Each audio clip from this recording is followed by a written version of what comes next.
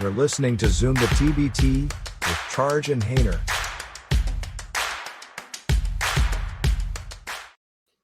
This is Zoom the TBT presented by Charge and Hayner. And tonight we have the Flame Nation on. This is very exciting. It's a first-time alumni team. And first of all, we have our old friend Tim Scarborough, TBT color analyst and Liberty alum, 1991. Very cool. We're going to ask him a little bit about that. We also have the Flame Nation GM, Anthony Smith, who is I believe, 11-year pro, I believe. Yes, sir. 11 years. 11 years professional basketball. It's 11 more than I got. And we have Damien Hubbard, one of the guard wing players who will be on the team this year. Gentlemen, great to see you this evening.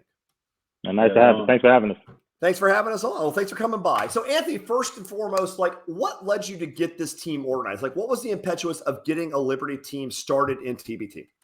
So one thing, I've been watching the TBT since it began, and I was always curious about maybe trying to get to play or asking some of the guys I know that would play. But I was always playing in the summer. I would go down to Venezuela or Dominican Republic and play in the summer as well. So I never had time to actually play in the TBT. Just retired 2 years ago, a year and a half ago, and now's as good a time as any to play in the TBT while I can still play, 35, and talk to some of the other guys from Liberty, and just thought about getting an alumni team together. Liberty's had some success recently, winning some championships in the A-Sun, and kind of getting the buzz about the school and winning their first tournament game a couple years ago. So just trying to kind of help that hype and get some of the guys together that are now going pro. We have a lot more guys going pro now than we did when me and Damien played. So just try to put Liberty on the map in a different perspective. Absolutely. Now, what's interesting, I think, Anthony, too, is a lot of these teams, the GMs are often managers or major fans or maybe coaches. The GMs often aren't players. So you think being a former, again, a over a decade pro, does that give you a little more credibility in assembling the team? I think it does. I think when in picking the team, trying to find the right pieces, having the connections of having played. So Liberty doesn't, like I said, we don't have a ton of pros, so I had to kind of get a couple guys that didn't go to Liberty, but just having those connections and being able to piece together a team, I definitely think it helps having the knowledge and playing. Well, I will say, Anthony, I was looking at your roster, and even though you do have a couple of, we always call them grad transfers in TBT, but even though you have a few of those guys, you actually do have a very, very Liberty-heavy team, which we respect. Because some alumni teams, like, for example, might buy a whole new roster. Bayham's Army. Yeah. We're not going to say what teams, obviously, but we just did. So that's really interesting to be able to get most of your. We love Bayham's. We just like giving them crap over last year. But no, so having the team come together. So Damien, is it going to be fun to wear the Red of Liberty again in this sort of format? Sure. You always, when you finish playing, you have these regrets, man, and then like Anthony said, with all the success Liberty has now, you kind of always, man, if I get one more chance. And, I always stay relevant, playing all the time. Now I coach, so I got to stay relevant just to show the kids I can still play. So, and then when Anthony brought this to me, it's like, man, it's a great opportunity, and then that's really what I've been working for. Definitely. It's going to be really interesting. I like to see guys who continue to play. So where do you coach, Damien? I didn't catch that. I coach locally at a high school, Heritage High School. Oh, that's very cool. And obviously you guys are right there. You guys both are in Lynchburg now, correct? So you're sitting there. Yeah.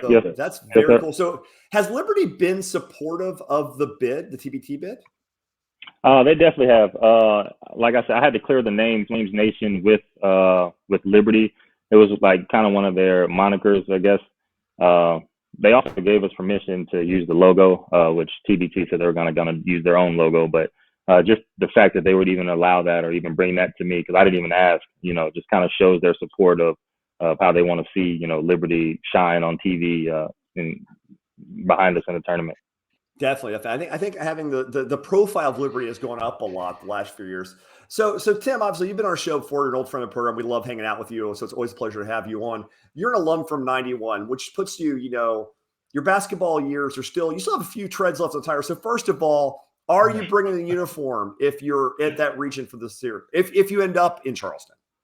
You know what? Anthony is too young, and so is Damien, too young to remember. They don't even hear the stories. When you first graduate, the class behind you, they kind of admire you.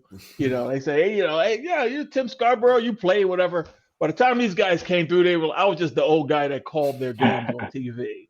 So, but I can tell you, both these dudes are, first of all, quality human beings, but really good basketball players. Damien is a 6'6" point guard. And Anthony Smith is one of the best to ever put on a Liberty uniform, plain and simple. Before Caleb Holmesley came through school, I used to argue that Anthony Smith was that dude. Caleb Holmesley with the team that won their first NCAA tournament game, he scored 30 points in that game, had a really good 5-year career at Liberty. I may give him the nod, but Anthony's top 5 easily for me. Just an unselfish player, well-rounded, great on both ends of the floor. To me, a borderline NBA player, if I'm being honest. And and it's not even about the talent. It's just a hard business to break through to get to the NBA. He could play in that league, plain and simple. He could. So that's the big lesson of this event is lots of guys can play in the league and just don't have the opportunity because of the numbers. Go ahead, Tim. I cut you off. Please continue. Tim. Exactly right. No, I mean Anthony Smith, and then I look at the roster and I see Larry Blair as the all-time leading scorer in Division I history at Liberty. Played 4 years, won a championship in 2003-04, won the Big South back in the day. And Anthony scored. Larry scored 2,100 points. Now, I will say this. I had a teammate that only played 3 years at Liberty that also scored 2,100 points at Bailey Alston. But, Larry Blair, certainly one of the greatest. In fact, when he finished at Liberty, he was the top scorer in Big South history. And, of course, a guy you're familiar with, Hainer, VCU's team, Rams Nation. Of course. They had a ringer on their team or a grad transfer from VMI named Reggie Williams. Reggie Williams broke the record the year after Larry did. So those were some great times in the old Big South. Missed those times calling games for these guys. They put some really good Liberty teams together. I'm excited about them getting the band back together. And you asked if I would be impartial. Can I say hell? We're Liberty guys. Can I say hell? Hell no. I'm cheering for these guys. You know what's funny about everything Tim just said, Anthony? I asked him if he could suit up. He said a lot of great things. I didn't hear a no. Did you hear a no? I actually did not hear a no. I mean, we can pay that spot for you, Tim. There you go. No, you know better than that, Anthony. Now I'm mentioned very comfortable Tim, in the booth. You mentioned you're very comfortable. You sit nicely in that chair. Now you mentioned though the Big South. Now Liberty has moved up the food chain a bit. So now the Atlantic Sun and obviously becoming a emerging power. Obviously you think of teams like Notre Dame with the Catholic fan base, and you think of teams like BYU. Is Liberty becoming that sort of like evangelical version of the schools? Are they trying to become the evangelical Notre Dame? Is that something that's sort of on the horizon and coming? That's the goal. Definitely. Look at where those guys are sitting, those facilities. They didn't get to play in those facilities. I certainly didn't. The money that's being spent is BYU level. It's Notre Dame level. And when I say it's a Power 5 facility, it is a Power 5. I cover a lot of college basketball teams, mid-majors, high majors. There's not a campus that I go on that is any better than what Liberty looks like today. I'm talking buildings. The library looks like the Smithsonian Institute in Washington, D.C. I mean, it will blow you away. And the team, as a result, are getting better players now. As Anthony mentioned, guys are going pro. There's been times where Liberty has been put on the map, but then people kind of forget. When Seth Curry was in school, in fact, Anthony was a senior when Seth was a freshman. So they play. Damien, you played with them too, right? Didn't you play with them 1 year or no? No. You already got okay. But so Liberty was kind of on the map then, and they kind of fell off. They moved to Atlantic Sun, and this is the first year they didn't win the A-Sun conference. And now they're moving to Conference USA next year. So that's another leap up in terms of competition. So the program is moving. Then you think about what football has done and moved up to 1A, has played in bowl games every year. The baseball teams, and that's all that because of the money being spent, the high-level coaches that they're bringing in. And I think these guys are going to represent Liberty on ESPN this summer at TBT very, very well. I'm happy that they applied. And, it was kind of like that window where I know like Anthony's at the end of his career, Larry Blair's at the end of his career. And it's nice that those guys are overseas pros that have connections to bring in some of those grad transfers. You get Damien in there. You got some guys who can really still play. They're going to be a veteran team. They're going to be very smart, and they're going to be highly competitive, in my opinion. So let's talk a little bit about style of play. This is always my thing. So, Anthony, I'm looking at, you got one true big in Sutton, and then you have a lot of really switchable wings. You have a lot of guys who are 6'6", 6'5", 6'8". I'm looking at the thing. So, like, how does that play? Are you going to have a very versatile sort of an easy switching roster? Like, how do you guys see defending the ball with that kind of roster? Yeah, I mean, the game of basketball has changed. A lot of basketball now is positionless basketball. I tried to get a team that I knew had versatility, guys that can interchange, switch in and out. I did want one true big, to have a kind of a shot blocking presence, kind of protect the paint. Rayshawn being a 6'8", 3'4", being able to stretch the floor, being able to shoot. Now, I really want to get up and down and be able to run with pace and be able to have a lot of guys that can play a lot of different positions. That's the way basketball is being played now. And I think that's one way that we'll be very successful playing in the TBT. Now, Damien, also, Tim was giving you your flowers and saying you're a 6'6", basically power point. Like, you're a guy who can play on the ball at 6'6", which is something you see more and more now. I'm a Memphis guy, so that sounds a lot like Penny Hardaway, if you ask me. The point being is having that kind of size, able to bring the ball up and run, get the team into the offense. Like, do you feel like the way basketball is being played is even more conducive to guards with size, skilled 1s and 2s and 3s who have size? For sure. Like Anthony said, position is basketball. So, I mean, anybody can bring it up. Like you said, we can switch on screens, ball screens. We can guard, 1 through the 3 to 4, and we can space the floor. So with that size and that length, definitely now it fits perfectly. Okay, so you guys have applied to the West Virginia Regional. Now, I got the pleasure of had Tim on the show. I actually got to meet him in person last year. We were able to, as I said next to him, passing him notes during the broadcast, which is hilarious. It was always fun, and it's an interesting city. The fan bases of West Virginia and Marshall are very good fan bases. The reason, obviously, TBT, and we're pretty open about this on the show, and Dan Friel has expressed this, and he actually says we get this, and it makes sense. Is it's like 85% legitimate basketball tournament, 15% professional wrestling. There's narratives, there's heels, there's faces. Yeah. It is an act. So what role in the narrative do the Flames come to play in the ecosystem that is the TBT? Like, what role do you play socially in the party, so to speak? I mean, like you said, like you mentioned earlier, Liberty's kind of going to be that evangelical BYU, Notre Dame type. They have a very strong fan base. I've been on some of the fan base forums, a lot of the fan pages. We have their support. One of the bigger ones, Asia Red. They posted our articles. They post our link, be boosters. I'm definitely going to get with them to try to get a fan bus. Charleston's 4 hours from here in Lynchburg. So I know we can come with a group of fans that would definitely love to see Liberty in the summer play on ESPN and be there in person to support the school. I think that we definitely have a good part to play in the TBT, and bring in some fan base to it. Definitely. May I make absolutely. a roster suggestion? Elijah Cuffey, a recent grad, West Virginia kid. He almost went to Marshall. Whenever I talk to Dan D'Antoni, the head coach of Marshall, he always tells me that's the kid that got away. He would have been an All-American at Marshall, the way they play that spread D'Antoni offense.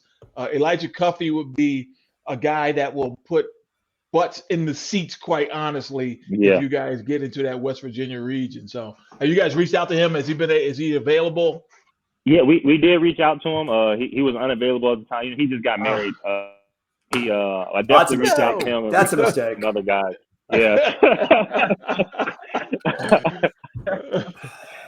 So this summer was kind of packed for him, but in the future summers, definitely gonna be one of the guys on the list. Like I said, we started off. This is our first year applying, so we started off. We're Liberty heavy with 6 out of 10 players. Hopefully that becomes 7, 8, 9 out of 10. This is the first year starting out, so you got to start somewhere.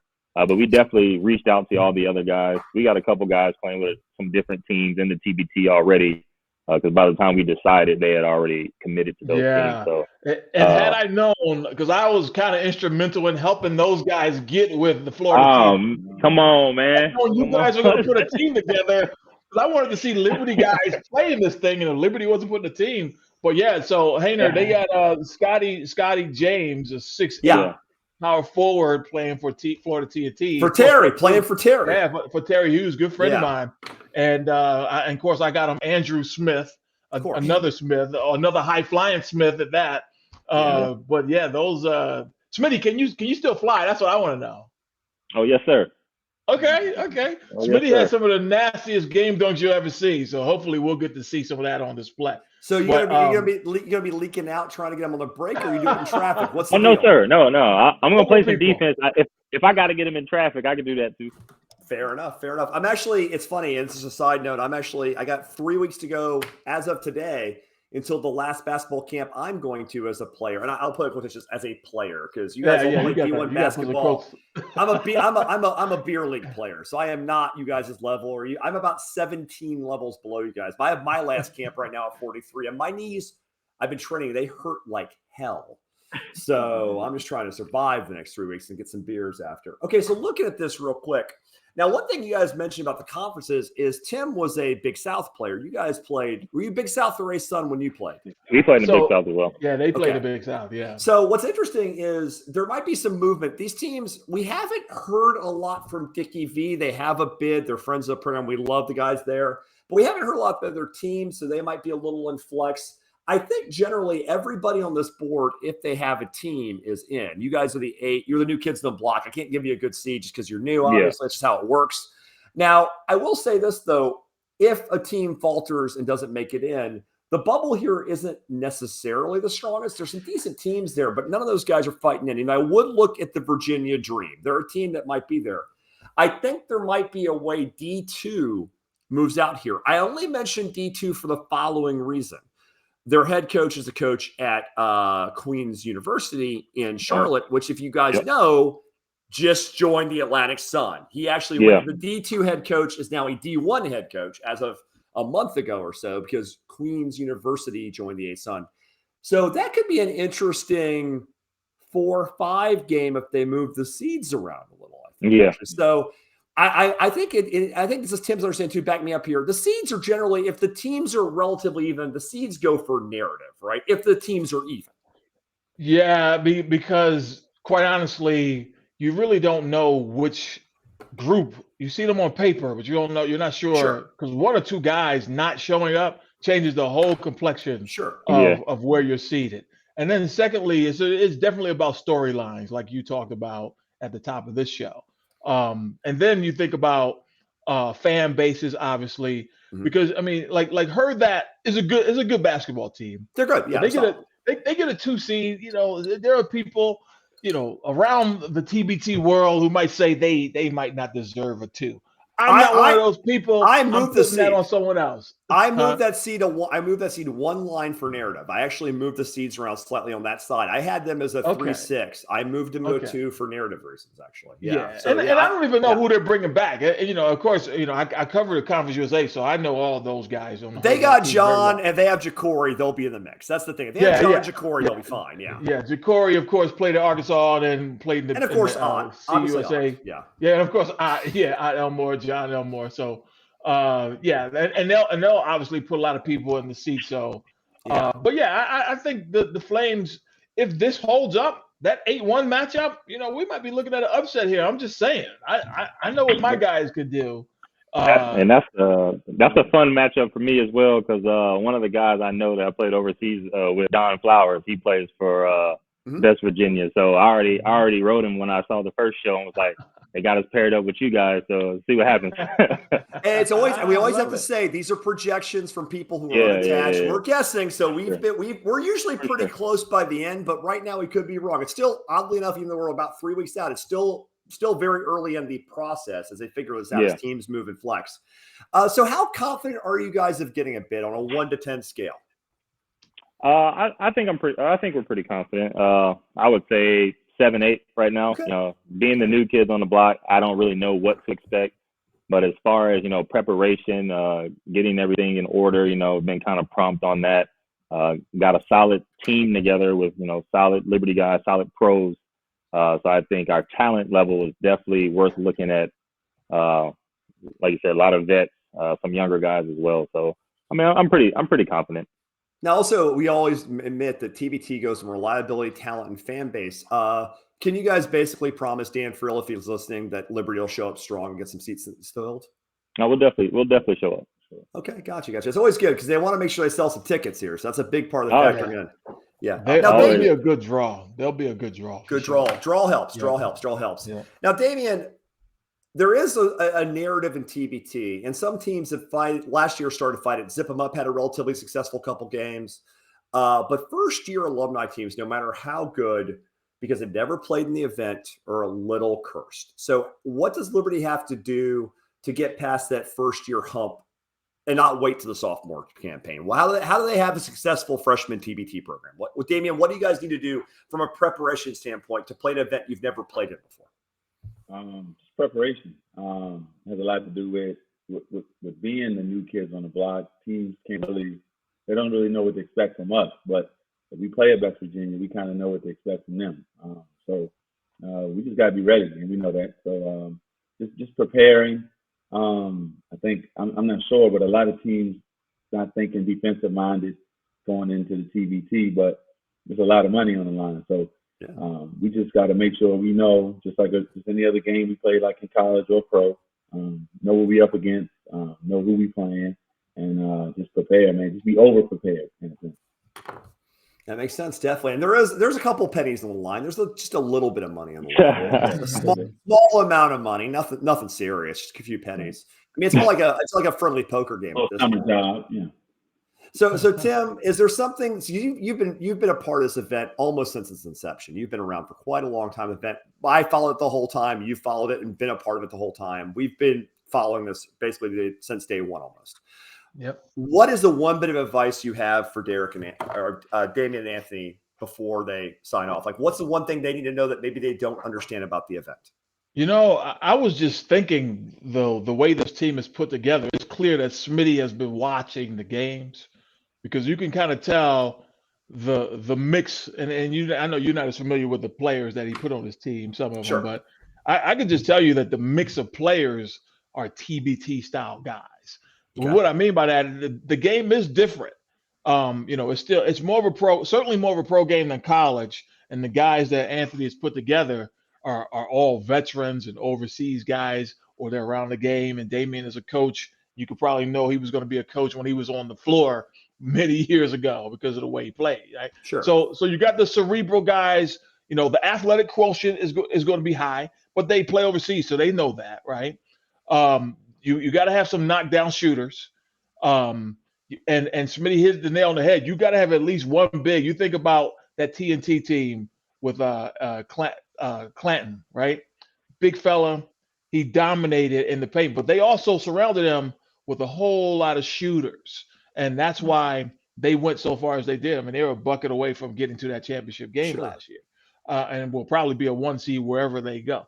So you don't know, because they're going to the absolute mess in Cincy. So it could be silent. I put it this way: that's a disaster. They are as good as any of the teams that anybody would say would be a 1, right? They literally might be the 2 seed in their region and might be the best team in the whole thing, despite being a 2 seed. It's quite possible. Yeah, I thought they were underseeded last year as a 5, I believe, or 6. They were badly underseeded. Yeah, badly underseeded. They went to a mess region too. They had like 5 number 1s and shoved them in a region. It was ridiculous. Yeah. But I think being familiar with basketball is still going to be played the same way.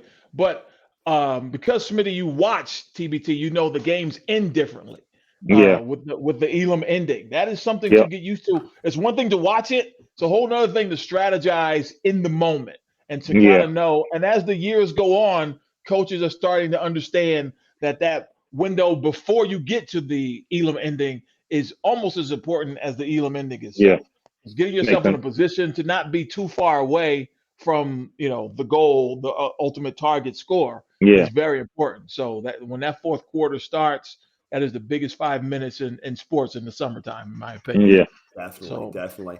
Anthony, I'm gonna let you close this out. What do the Liberty fans need to know about your bid to fully support you getting in the tournament? What do they need to do? How can they help you?